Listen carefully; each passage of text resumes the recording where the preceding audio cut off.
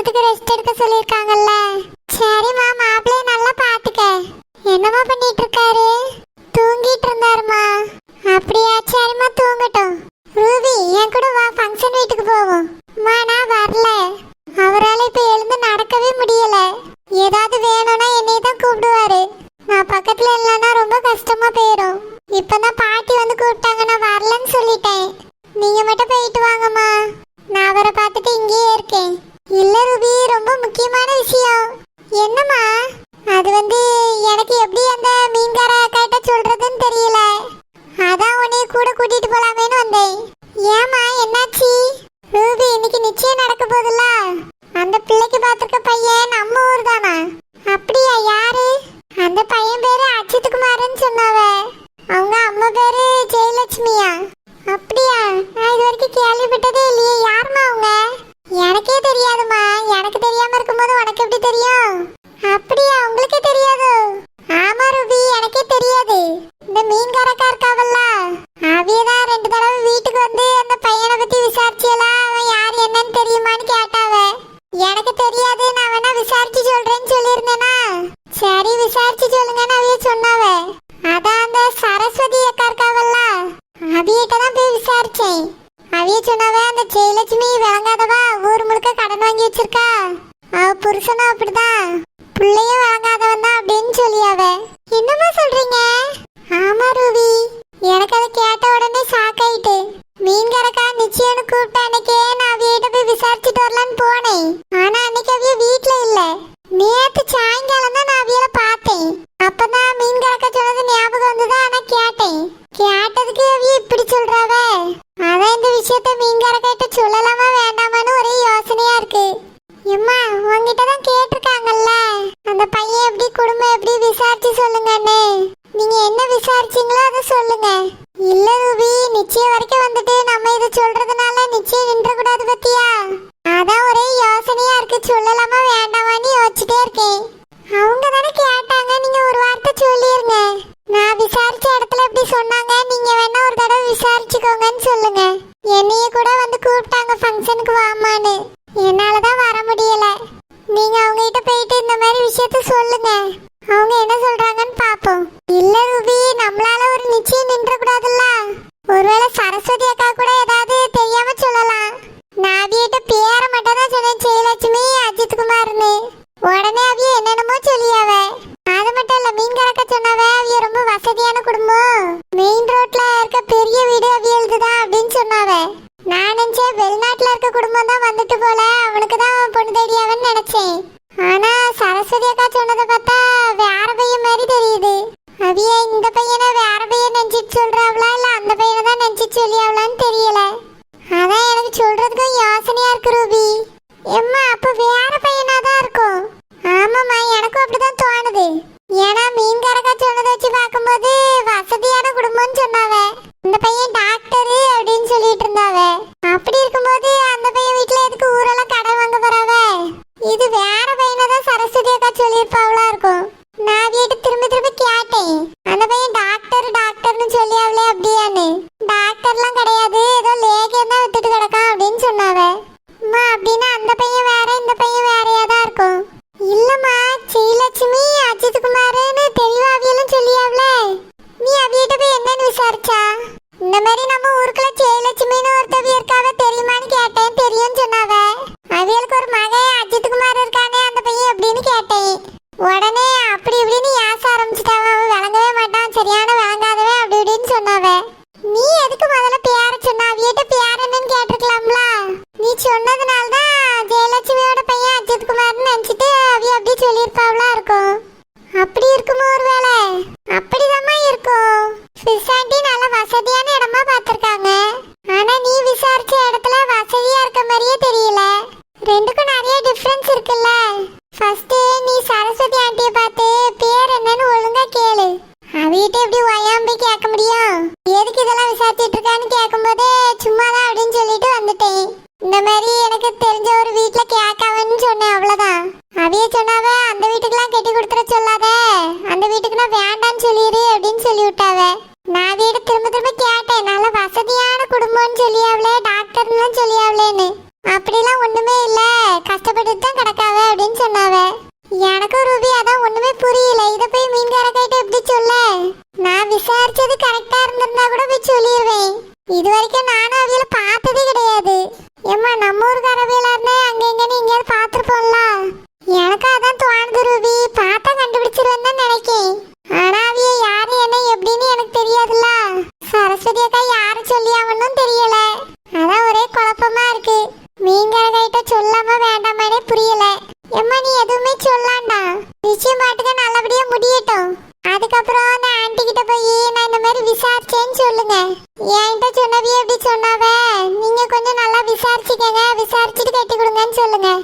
ஆமா, இந்த மாப்பிள்ளை யார் பார்த்து சொன்னாங்க அவங்களுக்கு? உனக்கு மாப்பிள்ளை துப்பு சொன்னாவல்ல, சரத் பாபுவோட அம்மே. ஆமா, அவியதான் இவியலுக்கும் மாப்பிள்ளை பார்த்து சொன்னாவளா? இம்மா, அந்த ஆன்ட்டி சொன்னாலே ஏதாவது வில்லங்கம் தான் இருக்கும். நம்ம விஷயத்திலே எடுத்துக்கோயா, நம்ம வீட்ல காசு வாங்கிட்டா மாப்பிள்ளையே பார்த்தாவ, ஞாபகம் இருக்குல்ல? ஆமா ரூபி, நம்ம வீட்ல ஒரு பிரச்சனை இருந்தது, அதனால ரூபாயை வாங்கிட்டு எப்படி பார்த்து தந்தாவ. அந்த வீட்ல என்ன பிரச்சனையா இருக்க போகுது? ஒருவேளை இருந்தா யாரையுமே இந்த காலத்துல நம்ப முடியாதுமா. முக்கியமா அந்த ஆன்ட்டியை நம்பவே முடியாது. காசு வாங்கிட்டு பொய் சொல்லி கூட பார்த்திருப்பாங்க. ஒருவேளை அப்படி இருக்குமோ? இருந்தாலும் இருக்கும், நீ எதுக்கும் அந்த ஆன்ட்டி கிட்ட சொல்லிடு. சரி ரூபி, நிச்சயம் நடக்கட்டும். நான் சரத் பாபு அம்மாட்ட ஒரு தடவை பேசி பார்க்கேன். வேண்டாமா, வீட்டுல எதுவும் சொல்லாண்டா. வாங்கிட்ட அந்த மீன்கார ஆன்ட்டி தானே கேட்டிருக்காங்க, அவங்க கிட்ட நான் இந்த மாதிரி விசாரிச்சேன், நீங்களும் விசாரிச்சுக்கங்கன்னு மட்டும் சொல்லிருங்க. சரிம்மா ரூபி. அப்ப நீ இப்ப வரலையோ? இல்லம்மா, நான் வரல, நான் அவரை பார்த்துக்கிட்டேன். நீங்க போயிட்டு வாங்க. ஆமா, அப்பா வரலையா? இல்லம்மா, உங்க அப்பா வரல, நான் மட்டும் தான் வந்தேன். அதே எப்படி ஒத்தையில போறது, ஒன்னையும் சேர்த்து கூட்டிட்டு போலாமேன்னு வந்தேன். இல்லம்மா, அவர் எது வேணாலும் என்னைய தான் கூப்பிடுவாரு. நடக்க முடியலல்ல, நான் இங்க இல்லைன்னா ரொம்ப கஷ்டம். சரிம்மா, அவரை நல்லா பாத்துக்க. மாப்பிள்ளை மனசுல இடம் பிடிக்க பாரு. சரிம்மா. முன்னாடிலாம் அவர் என்னை கூப்பிடவே மாட்டாரு, ஏதாவது வேணும்னாலும் கேட்கவே மாட்டாரு. நானே தான் உங்களுக்கு அது வேணுமா இது வேணுமான்னு கேட்டு கேட்டு கொடுப்பேன். இப்ப அவரே கூப்பிட்டு கேக்குறாருமா. அப்படியா? ஆமாம்மா, ரூபின்னு கூப்பிட்டு தான் எல்லாத்தையுமே கேக்குறாரு. சரி ரூபி, அவரை நல்லா பாத்துக்க, அவர் மனசுல இடம் பிடி. அப்பதான் எப்பவுமே இந்த வீட்டுல நிரந்தரமா இருக்க முடியும். சரிம்மா. இந்த வீட்டுல இருக்க கஷ்டமா இருந்தா மாப்பிள்ளைய கூட்டிட்டு நம்ம வீட்டுக்கு வந்துரு. எங்க காலத்துக்கு பிறகு அந்த வீடு உனக்கு தானே. இல்லம்மா, நாங்க இங்கேயே இருக்கோம். அவங்க அப்பா அம்மா பக்கத்துல இருக்காவ, பாட்டி பக்கத்துல இருக்காவ. சரிம்மா ரூபி. அம்மா போயிட்டு வரேன். அம்மா, நிச்சயம் முடிஞ்ச உடனே இங்க வா, அங்க என்ன நடந்துச்சுன்னு வந்து சொல்லு, சரியா? சரிம்மா ரூபி, போயிட்டு வரேன். சரிம்மா. வாங்க வாங்க வாங்க, வா சீலா வா. இவ்வளவு நேரம் கழிச்சா வரது? ஏக்கா, மாப்பிள்ளை வீட்டுக்காரவே வந்துட்டாவ்ளோ? இல்ல சீலா, இன்னும் வரையில, வந்துகிட்டே இருக்கேன்னு போன் போட்டாவே. ஓ அப்படியாக்கா? ஆமா, எல்லாரும் உள்ளதான் உட்கார்ந்துட்டாவ. போ. ஏக்கா, ஃபங்க்ஷன் எப்போ ஆரம்பிப்பீங்க? மாப்பிள்ளை வீட்டுக்காரவே வந்த உடனே ஃபங்க்ஷன் ஆரம்பிச்சிட வேண்டியதான். அப்படியாக்கா? சாப்பாடு எப்போ வைப்பாவே? ஃபங்க்ஷன் முடிஞ்ச உடனே சாப்பாடு வச்சிருவான். இல்லக்கா, வீட்ல போய் பாத்திரம் எடுத்துட்டு வரணும், அதான் கேட்டேன். சீலா, முதல்ல பந்தி எல்லாம் முடிச்ச பிறகுதான் வீட்டுக்கு சாப்பாடு கொடுப்போம். மெதுவா கூட போய் பாத்திரத்தை எடுத்துக்கிடலாம், நிறைய சோறெல்லாம் பொங்கிதான் வச்சிருக்கு. ஓ அப்படியாக்கா? ஆமா சீலா, உள்ள போ. சரிக்கா. நேராவது என்ன மாப்பிள்ளை வீட்டுக்காரவியல காணுமே, வந்துட்டு இருக்கேன்னு அப்பயே போன் அடிச்சாவே. நானும் வந்துருவான்னு எதிர்பார்த்துட்டே இருக்கேன், இன்னும் வரையில. பட்டு வந்துருவாவம்மா. சரிங்க மாமா. சாமி, இப்பதான் வாரியாக்கா? ஆமா பிசாண்டி, ஒரு முக்கியமான வேலை, வெளியே போயிட்டேன். வரதுக்கு கொஞ்சம் லேட் ஆயிட்டு. இதோ இப்போ 5 மினிட்ஸ்ல போய் கண்மணியை ரெடி பண்ணி விட்டுறேன். வேண்டாமா, கண்மணி பிள்ளையை மார்மாவளே ரெடி பண்ணிட்டா. அப்படியா? ஆமாமா, நான் நீரஜா பிள்ளைட்ட சொன்னேனா, நானே இன்னைக்கு ரெடி பண்ணி விட்டுறேனே, அவளே அழகா ரெடி பண்ணி விட்டுட்டா. சரி பிசாண்டி, மாப்பிள்ளை வீட்டுக்காரவியல் வந்துட்டாவ்ளா? இல்லம்மா, இன்னும் வரையில, வந்துட்டு இருக்கேன்னு சொன்னாவே. இன்னுமா வரல? நான் வந்துருப்பாவேன்னு நினைச்சுல வந்தேன். இப்ப வந்துருவாம்மா, நீ உள்ள போ. சரி பிசாண்டி. வாங்க வாங்க வாங்க, வாங்க ரூபியம்மா. அம்மா, உங்க புருஷன் வரலையா? இல்லக்கா, அவியலுக்கு முக்கியமான வேலை, வெளியே போயிட்டாவே. நான் மட்டும் தான் வந்தேன். ஆமா, ரூபி எங்க? அது வந்து மர்மனுக்கு கால் உடைஞ்சிருக்குல்ல, அதான் பக்கத்துல இருந்து பாத்துக்கிறியாவா? வர முடியலம்மா, அந்த ஆன்ட்டி கிட்ட சொல்லிடுன்னு சொன்னா. அப்படியே? சரி சரி. புருஷனை பாத்துக்கிறியாதானே முக்கியம், பக்கத்துல இருந்து பாத்துக்கிட்டாதான் நல்லது. டாக்டர் வேற 3 மாசம் ரெஸ்ட் எடுக்கணும்னு சொல்லிருக்காவ பத்தியலா? ஆமாக்கா, நானுமே அன்னைக்கு பார்த்துட்டு தான் வந்தேன். ஆமா, அன்னைக்கு வீட்டுக்கு வந்திருக்கும் போது சொன்னீங்கல்ல. ஆமா ரூபியம்மா. மாமா, இவியல யாருன்னு தெரியுதா உங்களுக்கு? தெரியலையம்மா. அடிக்கடி வீட்டுக்கு வந்தா தெரியும், எப்பயாவது வீட்ல இருந்தா என்ன தெரியும் உங்களுக்கு? நம்ம சொந்தக்காரவியத, எனக்கு தங்கச்சி வர, உங்களுக்கு குழந்தையா வர. அப்படியா?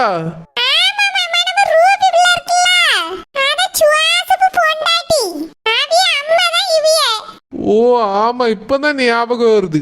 ஆடிக்கு ஒரு தடவை அமாவாசைக்கு ஒரு தடவை பார்த்தா அப்படிதான். ஞாபகம் வச்சுக்கங்க, உங்களுக்கு குழந்தைய மாறேன். ஆ சரிம்மா, வாங்க குழந்தையாரே வாங்க, உள்ள போவாங்க. ரூபியம்மா உள்ள போங்க. மீன் கறக்க அது உங்ககிட்ட ஒரு விஷயம் சொல்லணும். ஆனா எப்படி சொல்லன்னு தெரியல. என்ன விஷயம்? எதுவா இருந்தாலும் பேரவு கேக்கே. ஆட்கள்லாம் வந்துகிட்டு இருக்கு, வேலை இருக்குல்ல. இல்ல ரூபியம்மா, இன்னைக்கு வீட்டுக்கு வந்திருந்தீல்ல, என்கிட்ட கூட நீங்க கேட்டீங்களே. அடடே, மாப்பிள்ளை வீட்டுக்காரவி வந்துட்டாவே. ஆமா, மாப்பிள்ளை வீட்டுக்காரவே வந்துட்டாங்களே. ரூபியம்மா நீங்க உள்ள போங்க. எதுவா இருந்தாலும் பேரவு பேசிக்கிடுவோம். சரிங்கக்கா. வாங்க வாங்க வாங்க. வாங்க சம்பந்தி வாங்க. வாங்க வாங்க மாப்பிள்ளை வாங்க. என் மாதிரி தங்கச்சி வாங்கக்கா வாங்க. சம்பந்தி வாங்க. மாப்பிள்ளை வாங்க. நேராயிட்டோ? இல்லக்கா, ரொம்ப நேரம்லாம் ஆகல. டக்கு புக்குன்னு உள்ள போய் நிச்சய சேலையை மாத்திட்டாலே போதும். அடுத்து என்ன, தட்டை மாத்திர வேண்டியதான். சரிம்மா தங்கச்சி. ஆமா, போட்டோகிராஃபர் எங்க? அது வந்துமா தங்கச்சி? வரையில. என்னது, போட்டோகிராஃபர் வரையிலையா? போட்டோகிராஃபர் இல்லாம எப்படிக்கா நிச்சயம் நல்லா இருக்கும்? நிச்சயத்துல ஒரு 4-5 போட்டோ எடுத்தாதானே நல்லா இருக்கும். அது கூடவா வரல? தங்கச்சி, போட்டோகிராஃபருக்கு வீடியோகிராஃபருக்குலாம் சொல்லி இருந்தாவே. கடைசி நிமிஷத்துல வாயால வயித்தால எடுக்க வர முடியாதுன்னு சொல்லிட்டாமா. என்னக்கா சொல்றியா? 2 பேர்த்துக்கும் ஒன்னடியே வாயால வயித்தால எடுத்துட்டு. ஆமாமா தங்கச்சி, நேத்து ஏதோ ஒரு கல்யாண வீட்டுக்கு போய் ஏற்பாடுவா போல. போன இடத்துல கண்டது கிடையாது, தின்றுக்கானுவ. 2 பேர்த்துக்கு ஒரே வாந்தி பியாதியா.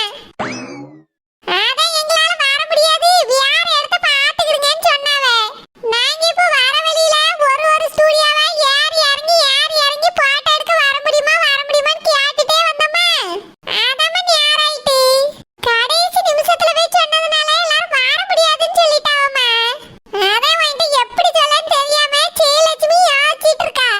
பரவாயில்ல சம்பந்தி, வருத்தப்படாதீங்க, இதுல என்ன இருக்கு?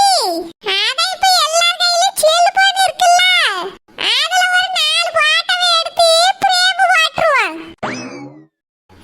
சரி சம்பந்தி, ரொம்ப சந்தோஷம். இதே மாதிரி கல்யாணத்துக்கு நடந்துட்டா இன்னும் நல்லா இருக்கும். என்னது கல்யாணத்துக்குமா? கல்யாணத்துக்கு செல்போன்ல வீடியோ எடுக்கணுமா? இல்லம்மா, கல்யாணத்துக்கு இந்த மாதிரி ஆயிரக்கூடாதுன்னு ஜெயலட்சுமி சொல்லியா. ஓஹோ, அப்படியாக்கா? ஆமாமா தங்கச்சி, ஒரு தடவை பட்டாச்சுல திரும்ப திரும்ப அதே மாதிரி நடக்காது. கல்யாணத்துக்கு ஒரு 4-5 இடத்துல சொல்லிட வேண்டியதான். எவனாவது ஒருத்தனாவது வந்து சேர்ந்துட மாட்டானா? ஆமாக்கா, இனி அப்படிதான் சொல்லணும். ஒரு இடத்துல சொல்லிட்டு விடக்கூடாது. 4-5 கடையில சொல்லி வச்சிடணும். அப்பதான் எவனாவது ஒருத்தன் வருவான். சரிம்மா, ஜெயலட்சுமி சொல்லிடுவா. நிச்சயத்துக்கு எல்லாம் ஏற்பாடு பண்ணிட்டீங்களா? பண்ணியாச்சு. சாப்பாடுலாம் தயாரா இருக்கு. நிச்சயதார்த்தம் மாத்திர உடனே போய் சாப்பிட வேண்டியதான். சரி, ரொம்ப சந்தோஷம். வெளியவே நின்னு பேசிட்டு இருக்கீங்களே, வாங்க உள்ள வாங்க. வெல்கம் ட்ரிங்க் உங்களுக்காக காத்துக்கிட்டு இருக்கு. சரி வாங்க போவோம். என்ன நீங்க 3 பேர் மட்டும் தான் வந்திருக்கிய, சொந்தக்காரவி யாரும் வரலையோ? அது சொந்தக்காரங்களுக்கெல்லாம் நாங்க சொல்லல. ஏன் சொல்லியிருக்கலாம்ல. அது ஜெயலட்சுமி சொந்தக்காரவியெல்லாம் கொஞ்சம் பெரிய இடம். மண்டபத்துல வச்சிருந்தா சொல்லியிருப்பா. வீட்டுல சிம்பிளா தானே வைக்கிறியே. இங்க அவ சொந்தக்காரவியெல்லாம் வந்தவனா ஏதாவது சொல்லிட்டு கிடப்பாவ. வசதி கம்மியான வீட்டுல எதுக்கு பொண்ணு எடுக்காதும், வாடகை வீட்டுல தானே இருக்காவ, அப்படி இப்படின்னு எதையாவது சொல்லுவாவ. அதுக்குதான் யோசிச்சுட்டு ஜெயலட்சுமி யாரையுமே கூப்பிடல, ஊருக்குள்ளேயே யாரையுமே கூப்பிடல. எனக்கு மட்டும் தானே விஷயம் தெரியும், அதனால நான் மட்டும் தான் கூட வந்திருக்கேன். தங்கச்சி, உனக்கு எல்லா கதையும் தெரியுமாமா? ஆமாக்கா, எனக்கு எல்லா விஷயமும் தெரியும். அவியலுக்கு தெரியாது. அவியல் எப்பவுமே வீட்ல இருக்கிறது இல்லையா, ஆடிக்கு ஒருக்கா அம்மாவாசைக்கு ஒருக்கா வாராவ. அவியலுக்கு எப்படி தெரியும்? எனக்கு எல்லாம் தெரியும்க்கா. வாங்க உள்ள போவோம். சமந்தி வாங்க. மார்மானே உள்ள வாங்க. சாமி அங்க போய் என்ன பண்றான்னு தெரியலையே. மோதிரத்தை எடுத்துப்பாளா இல்லையா? என்னைய வர இப்போதைக்கு அங்க வர வேண்டாம்னு சொல்லிட்டா. நானே எல்லாத்தையும் பாத்துக்கிட்டே, நீ கொஞ்சம் பொறுமையா இருன்னு சொல்லிட்டு போனா. மோதிரத்தை எடுத்துப்பாளா இல்லனா எடுக்க முடியலையா? அத வேற நினைச்சு டென்ஷனா இருக்கே. கண்மணி வேற ஏற்கனவே ஏசிட்டா. மூஞ்சிலே முழிக்காதுன்னு சொல்லி போனை கட் பண்ணிட்டா. இனி நான் அவள்கிட்ட எப்படி பேசுவேன்? இந்த நிச்சயம் மட்டும் நடந்துட்டுனா கண்டிப்பா கண்மணி மூஞ்சி கூட எட்டி பார்த்து பேச முடியாது. கண்டிப்பா அவ ரொம்ப கோவப்படுவா. எப்படியாவது சாமி இந்த நிச்சயத்தை நிறுத்திடணும். மோதிரம்